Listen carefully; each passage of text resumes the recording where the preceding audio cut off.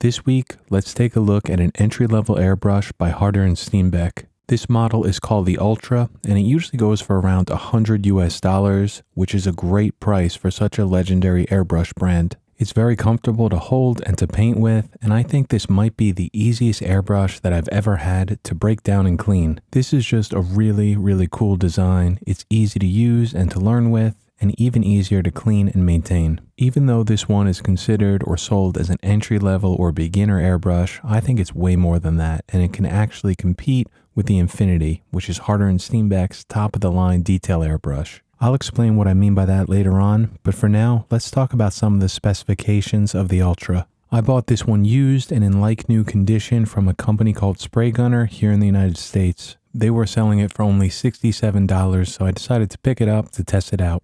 And even though I bought it used, it still came in perfect condition. There's not a single scratch or imperfection on the outside of the airbrush, and it sprays just as well as a brand new one. Instead of a chrome coating, the Harder and Steenbeck Ultra comes with a nickel coating, which I really like. Nickel has a warmer hue than chrome, and it's very durable. One of my oldest airbrushes is this original Harder and Steenbeck Infinity, which also has a nickel coating. You can see right here that nickel tends to tarnish over the years with extended use. I must have painted well over 1,000 hours with this original Infinity, and right here, this is where my thumb rests on it. And in no way is this nickel wearing off or chipping away. It's still like new, but the color of it will change and build up a patina over time. It's just something to be aware of with nickel, but I actually kind of like it. It's definitely a personal preference thing. Some may like this, others will hate it, but I think it's just a unique characteristic of some Harder and Steenbeck airbrushes. This model comes equipped with a 0.2mm needle and nozzle, so to me, I would consider this a detail airbrush. With this nozzle size, you'll be able to spray micro detail with a very tight spray pattern. It'll also spray a lower volume of paint, especially at a lower PSI, which helps a lot with control.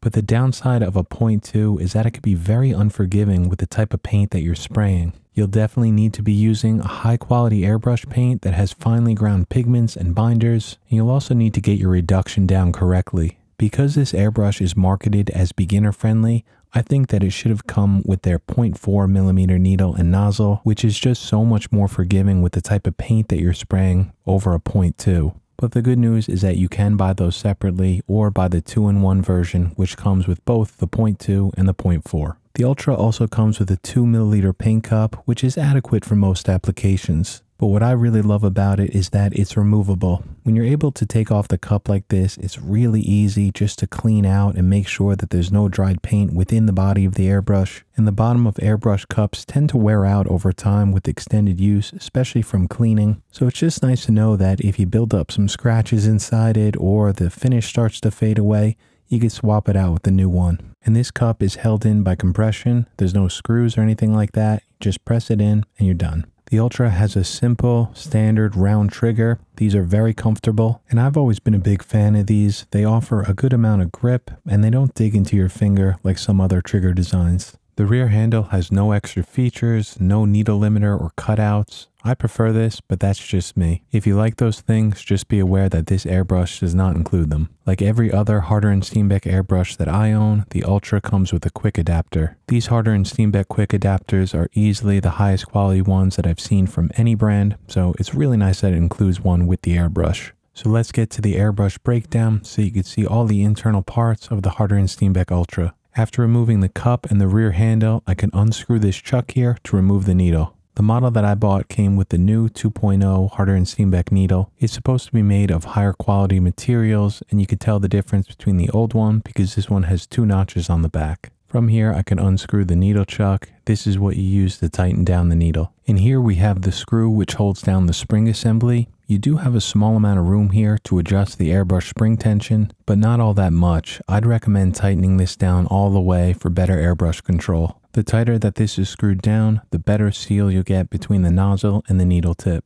After removing this screw, we have access to the needle chuck and the needle spring, and you can see right here just how simple these parts are. They're very small and simple, but they're still made of high quality materials and they feel very solidly built. But the thing that I love about this is it just takes seconds to break down. If you need to replace parts or you want to add some lubrication to the spring, it couldn't be easier. The trigger just lifts right out of the top of the airbrush when the needle's out, And you can see what it looks like here. It's very similar to the one that you see on other Harder & Steenbeck airbrushes. The only difference is the top of it, which I showed before. The head assembly of this airbrush is also very simple. It only consists of two parts, the nozzle itself and the air cap. So if you end up getting a clog in the nozzle tip, which happens with every airbrush, all you have is one part to unscrew, and that's it. You have access to it to clean it out. And just so you know, this air cap is a single piece which fully surrounds the needle tip to protect it. There's no part of this that unscrews so that the needle tip is fully exposed, which is kind of unfortunate. So when you're using the airbrush, the front of it is always going to look like this.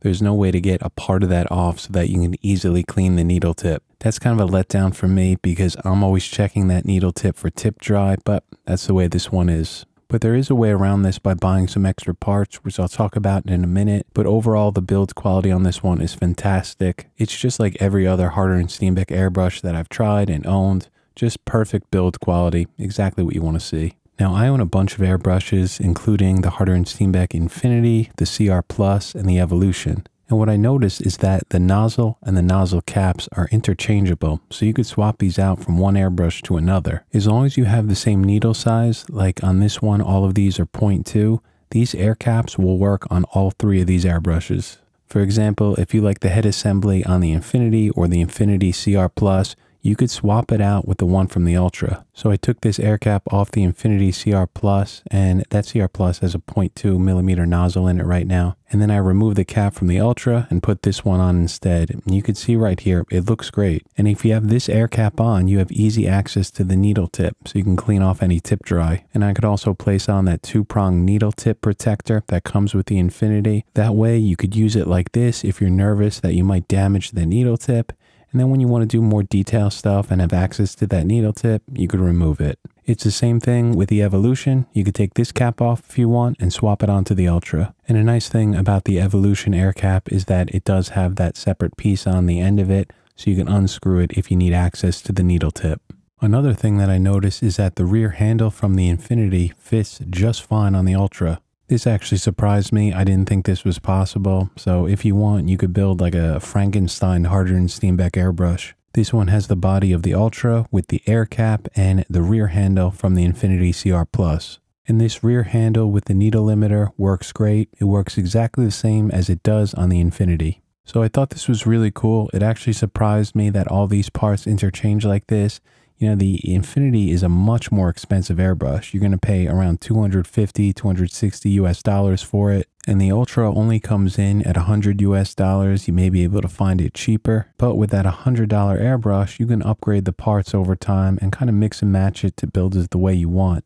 I have no idea if Harder & Steenbeck recommends this. I doubt they do because I didn't even know this was possible, but it's just something that I noticed, so I did want to point it out in this video. So let's move along to the important part and see how the Harder & Steenbeck Ultra sprays paint. As I said before, I bought this airbrush used, so just to make sure it sprays as good as it possibly can, I swapped out the needle and nozzle that it came with for a brand new one. So if you buy this airbrush new, this is the way that it should be spraying, and the trigger response is pretty good. It's a standard Harder & Steenbeck design where the trigger just feels kind of floaty. There's always some give, so you're never really quite sure where it's going to start. So when I'm painting, I usually feel a little less confident with these airbrushes, just because if you're using something like an Iwata, the trigger response is always instant. The second you pull back, you get the same amount of paint. But with Harder & Steenbeck, there's always just a bit of play before it starts to spray, so it just does not feel as precise. And it's fine, it's completely adequate. It's really the same as the Infinity and the Evolution. I just wish it was a bit more accurate and precise, but that's only my opinion. You can paint fine lines with this airbrush, but since that cap is always on the front, I can't get the needle right off the surface of the paper,